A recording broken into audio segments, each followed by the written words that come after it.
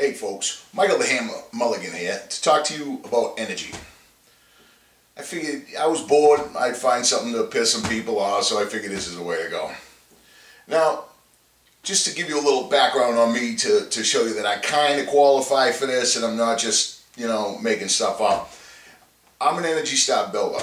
When I build houses, I make sure that everything that I do in those houses, I'm making it a better house, making it more energy efficient, making it so I use less fuel to heat the house, making sure that all my appliances are Energy Star appliances.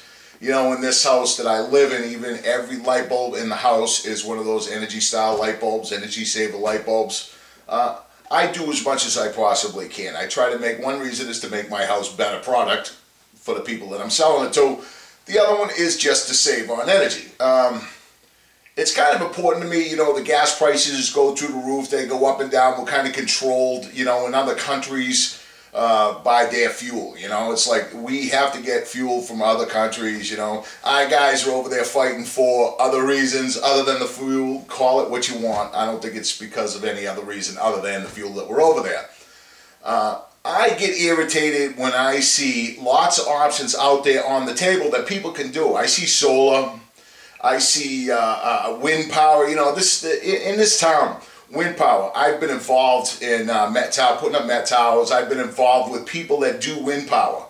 And I've seen a lot of people come out against the wind power thing. And I just don't understand it, because this is a way that we can cut our dependency on fuel from foreign countries. So why not do it? The solar power on the roof. I'm working on a Tier 3 Energy Star home right now, which I'm trying to get through, which will basically produce enough energy to support itself and you get money back. Why isn't this happening all the time? Why aren't more people doing this type of thing? You got everybody's on the green bandwagon. Every product you see, oh, I'm green, I'm green, I'm green. That's a marketing tool that people are using to sell their product. Granted, I do the same thing, but the things that I do are legitimate. If you're a guy that, let's say that you're a painter and you market this Valspar or whatever it is, paint that doesn't have toxic fumes or doesn't have fumes, so that's a green product. And then you roll up to the person's house in this huge, massive, unnecessarily big box truck to put this little gallon of paint on their walls. That isn't green. That is not helping our energy, our atmosphere, anything. All that's doing is a marketing tool. So my challenge to you is, what do you do on a daily basis to help reduce your energy uses? What do you do to help our country limit its use of foreign oil? That's what I want to know. I don't want to know about the stupid little green things. Oh, I bought a roll of toilet paper that biodegrades quicker, so I'm green, I'm working with the energy. No, that's not what I'm talking about. Do you support wind energy? Yes or no? Are you worried that this thing's going to be a couple miles in your backyard and you might hear it blowing? I said it to a guy. I was eating at Cedarville House. No, I was eating at Minerva's, and I had my kids with me, and this guy come in, and he just come from a town meeting where he was protesting the windmills. And so, of course, he wants to tell me all about how great he is for doing this. And I sit and listen. I didn't want to say my position, I'm not a political guy. I don't like getting into politics.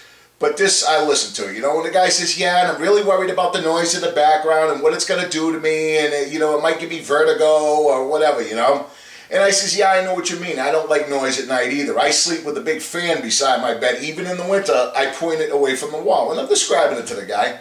And the guy says, yeah, I do the same thing. Well, if you do the same thing, then why the hell are you worried about the windmill? People come up with the stupidest excuses in the world not to save money, not to help their country. Think about it. That's all I'm saying. Solar power on your roof is huge. It looks a lot better. It lasts a lot longer. The tax incentives from the government are huge. So think about what you're doing. Think about how you can save energy on a daily basis. What can you do to improve the world and further your grandchildren, for everybody else later down the line? I don't want to be paying for our soldiers to go over there and die because we want to protect our oil reserves or whatever when we have energy right here.